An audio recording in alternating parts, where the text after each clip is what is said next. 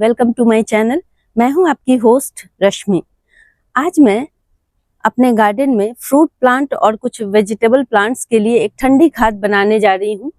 और चूंकि समर का सीजन है इसलिए हमें थोड़ा ध्यान से इस खाद को बनाना है। इसमें किन किन इंग्रेडिएंट का इस्तेमाल मैं करूंगी वो आप लोगों को दिखाऊंगी और किस तरह से इसे हमारे पौधों में यूज करना है ये भी दिखाऊंगी। तो चलिए चलते हैं हमारी वीडियो। सबसे पहले हम इंग्रेडिएंट देख लेते हैं कि हमने क्या लिया है। ये देखें, ये मेरे पास 2 साल पुराना उपला है जो मैं संभाल के रखी हुई थी। कभी कभी मैं इसका इस्तेमाल करती हूँ। और अगर आप लोगों के पास काउडंग कंपोस्ट हो तो आप उसका इस्तेमाल करें, क्योंकि मेरे पास इस समय अवेलेबल नहीं है। और आप वर्मी कंपोस्ट का भी इस्तेमाल कर सकते हैं। उसके बाद जो आप ये काली सी चीज देख रहे हैं ये सीवीड है। सीवीड किसी भी शॉप पे आपको मिल जाएगा, नर्सरी में मिल जाएगा। और इसमें माइक्रो न्यूट्रिएंट्स भरे होते हैं। बहुत बढ़िया चीज है ये। उसके बाद जो आप चीज देख रहे हैं ये देखें, ये नीम की खली है। चूंकि गर्मी में नीम की खली डालना, हम सब्जियों के प्लांट लगाते हैं, छोटे छोटे और भी बहुत सारे फ्लावर प्लांट लगाते हैं, उनमें ये डालना बहुत ज़रूरी होता है। नहीं तो बहुत सारे कीड़ों का अटैक हो जाता है। मिट्टी में भी बहुत सारे ग्रब्स और बहुत सारे ऐसे अंडे डेवलप हो जाते हैं कीड़ों के, जिनसे हमारे प्लांट की जड़ों को भी नुकसान पहुंचता है। उसके बाद जो चीज़ आप देख रहे हैं वो बोन मील है। बोन मील में भी बहुत सारी चीज़ें होती हैं। इसमें कैल्शियम का बहुत अच्छा सोर्स है और आपकी सब्जियों को वो न्यूट्रिशन इससे मिल जाएगा। उसके बाद जो चीज़ मैंने ली है वो वुड ऐश है। ये जो है ये इतनी अच्छी चीज़ है कि इससे आपकी जो सब्जियां हैं उसमें पोटेशियम बहुत अच्छी मात्रा में मिलेगा और ये ठंडक भी पौधों को देता है। मतलब ये है कि अगर इसका इस्तेमाल आप गर्मियों में करते हैं तो आपके प्लांट जलने से बच जाएंगे, क्योंकि अभी समर की शुरुआत है और जैसे जैसे मई जून आएगा वैसे वैसे और भी ज़्यादा प्रॉब्लम क्रिएट होगी हमारे प्लांट्स में। तो सब्जियों में तो हमें ये खाद देनी ही देनी है, क्योंकि ऐसे जनरली मैं समर में खाद देना अवॉइड करती हूँ, लेकिन इस समय ये बहुत ज़रूरी है। इन सारी चीज़ों का हमें इस्तेमाल बहुत केयरफुली करना है। मैंने जो अमाउंट आपको यहाँ पे दिखाया है बस उतने ही अमाउंट लेने हैं हमें। ये मैं अभी आप लोगों को बता देती हूँ कितना कितना हमें लेना है। सबसे पहले यहाँ पे देखें, ये तकरीबन 7 लीटर का बकेट है मेरे पास। आप 10 लीटर 20 लीटर भी ले सकते हैं। यहाँ देखें, मैं उपले को इसमें डाल रही हूँ। इसे तोड़ तोड़ करके डाल देंगे इस तरह से।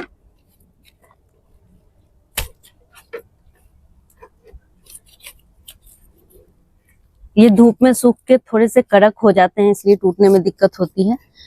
चाहे तो हम इसे पूरा भी डाल सकते हैं इसको किसी चीज से, क्योंकि ये ऊपर ही तैरते रहते हैं तो हमें किसी चीज से उसको नीचे दबा देना है। चाहे तो आप ईंट का भी इस्तेमाल कर सकते हैं। ये जितने भी इंग्रेडिएंट मैंने लिए हैं सब एक एक मुट्ठी के करीब लिए हैं। ये देखें, ये सबसे पहले मैं इसमें सीवीड डाल रही हूँ। इस समय गर्मी के टाइम के लिए ये बहुत अच्छा खाद माना जाता है और लिक्विड फॉर्म में तो ये बहुत ही अच्छा काम करता है।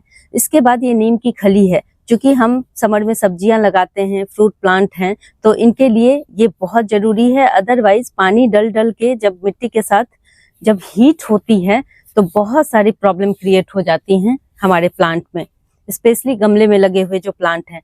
अब ये बोन मील है। बोन मील चूंकि हम सब्जियां लगा रहे हैं, कैल्शियम चाहिए, फ्रूट को भी कैल्शियम चाहिए, इसलिए ये बहुत ज़रूरी है। ऐसे आपके डेकोरेटिव जितने भी प्लांट हैं उसमें ये नहीं भी डालेंगे तो कोई बात नहीं है, लेकिन फ्रूट और वेजिटेबल में ये मस्ट है, इसलिए मैंने इसे भी डाल दिया है। और ये राख है। राख का इस्तेमाल आप लोग सोच समझ के करेंगे। एक मुट्ठी से ज़्यादा थोड़ा भी आपको ज़्यादा नहीं करना है, नहीं तो मिट्टी को एल्कलाइन बना देता है, इसलिए हम बहुत ध्यान से करेंगे। 1 मुट्ठी के करीब। और देखें, ये लकड़ी की राख ही होनी चाहिए। इसमें आप लकड़ी के टुकड़े भी देख रहे होंगे। कोयले वाली राख आपको नहीं लेनी है, लकड़ी की राख लेंगे, बहुत बढ़िया होगा प्लांट के लिए। और इससे भी कीड़े मकोड़े आपके प्लांट से दूर रहेंगे, तो हमने ये भी ऐड कर दिया। इसके बाद लास्ट में ये फ्रेश चाय की पत्ती डाली है मैंने। अगर आप लोगों के पास धुली हुई चाय की पत्ती जो आप यूज करते हैं वो डालते हैं तो इससे डबल अमाउंट ले सकते हैं, लेकिन चूंकि ये बहुत स्ट्रांग होती है इसलिए मैंने इसे 1 मुट्ठी के करीब लिया है। इन सबको मैं इसमें डाल दूंगी। अब ये क्वेश्चन आता है कि इसे कितने टाइम तक हमें रखना है। तो देखें 48 घंटा मिनिमम टाइम है। 48 आवर्स में इस तरह से भीगे रहने पे इसमें जो भी न्यूट्रिएंट होंगे वो पानी में घुल जाएंगे और आपके पौधों में जब आप इसे देंगे तो वो इजीली एब्जॉर्ब हो जाएंगे। इसकी सबसे बड़ी खासियत यही है। लेकिन इसके 2 दिन के बाद अगर आप ज्यादा लंबे समय तक इसे रखते हैं तो थोड़ी इसमें स्मेल आनी शुरू हो सकती है। इससे बचने के लिए आप क्या करें, जैसे कि इसे ठंडी जगह में रखनी है। जैसे मेरे पास बहुत सारे प्लांट हैं, उनके साइड में मैंने कहाँ रखा हुआ है मैं आप लोगों को दिखाऊंगी।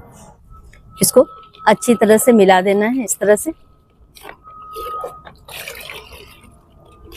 और देखें ये जो उपले हैं ये इस तरह से ऊपर आ जाते हैं, कोई बात नहीं, ये धीरे धीरे अपने आप नीचे चले जाएंगे। जैसे जैसे पानी एब्जॉर्ब करेंगे ये नीचे चले जाएंगे, तो परेशान होने की कोई जरूरत नहीं है। ये जो खाद है ये समर के लिए हमारे पौधों के लिए बहुत बेहतरीन खाद है। इससे आपके प्लांट जो हैं वो झुलसने से भी बच जाएंगे। और मैंने देखा है, पिछले साल भी मैंने अपने बहुत सारे प्लांट्स पे इसे डाल के देखा, बहुत बढ़िया रिजल्ट होता है। और अभी मैं आप लोगों को दिखाऊंगी कि मेरे कितने सारे सब्जी के जो बेल हैं जो बहुत तेजी से ग्रो करते हैं, उनके लिए तो ये बहुत ही बढ़िया है। और देना कैसे है कि देखें, जैसे फ्रूट प्लांट है तो फ्रूट प्लांट में हमें बहुत ज्यादा जल्दी जल्दी खाद नहीं देनी चाहिए। तो फ्रूट प्लांट में हमें इसे मंथ में 1 बार देना है बस। जो फ्रूट प्लांट आपके अभी छोटे छोटे बने हुए हैं उसमें आप इसे डालेंगे। और फ्लावरिंग कंडीशन में इसे ना डालें, स्पेशली फ्रूट प्लांट के लिए। और जो मैं आपको सब्जियों वाले अपने प्लांट दिखाऊंगी तो वो चूंकि सीजनल होते हैं, बहुत तेजी से उनमें ग्रोथ होती है, तो उसमें आप 15 दिन में 1 बार डाल सकते हैं। फ्रूट प्लांट में महीने में 1 बार और सब्जी वाले प्लांट में 15 दिन में 1 बार इसे डालें, तो आप देखेंगे कि ग्रोथ बहुत बढ़िया होती है। मैं इसे डाल के दिखाती हूँ। देखें एक और चीज, जिन लोगों की बालकनी है, अगर इसमें से बदबू आती है तो आप 48 आवर्स में इसे तैयार करें और फटाफट अपने प्लांट में डाल दें। तुरंत तैयार करना है और तुरंत डालना है। लेकिन चूंकि मेरा छत है, मुझे ये सारी प्रॉब्लम फेस नहीं करनी पड़ती हैं, इसलिए मैं बना के रख देती हूँ, ढक देती हूँ और बीच बीच में उसे चलाती रहती हूँ ताकि इसमें ऑक्सीजन जाता रहे।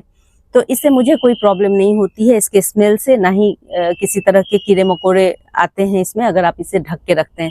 मैं दिखाती हूँ कि मैं किस तरह से इसे बना के प्रिपेयर करती हूँ और आपको इस्तेमाल करके भी दिखाऊंगी कि कहाँ कहाँ किन किन प्लांट्स में मैं इसे देती हूँ। ये जो कॉर्नर है ये मेरे पूरे गार्डन का सबसे ठंडी जगह है।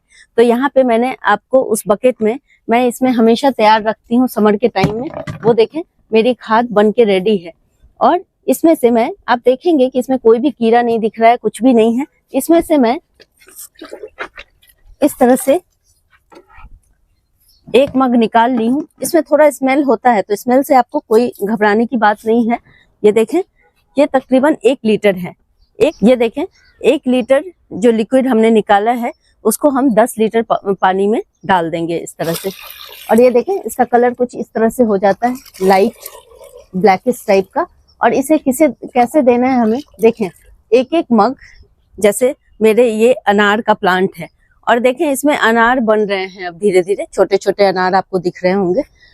यहाँ देखें नीचे की तरफ देखें, तो इस समय हम अगर इसमें डालेंगे तो इसकी जो बढ़त है ये काफी अच्छी हो जाएगी। देखें मैंने इसे डाल दिया है, बस इससे ज्यादा नहीं। अब जो हम इसमें दोबारा डालेंगे वो 1 महीने बाद डालेंगे। लेकिन हमारे देखें यहाँ पे जैसे ये पंपकिन की बेल लगी हुई है, आप देख सकते हैं कि इसकी ग्रोथ कितनी तेजी से हो रही है। अब इसमें फ्लावर आने का भी टाइम हो रहा है और फ्रूट आने का भी टाइम हो रहा है। देखें यहाँ पे ये कलियां छोटी छोटी बन रही हैं, तो इसमें बहुत जरूरी है, सब्जियों वाले प्लांट में आप 15-15 दिन पे इसका इस्तेमाल करें।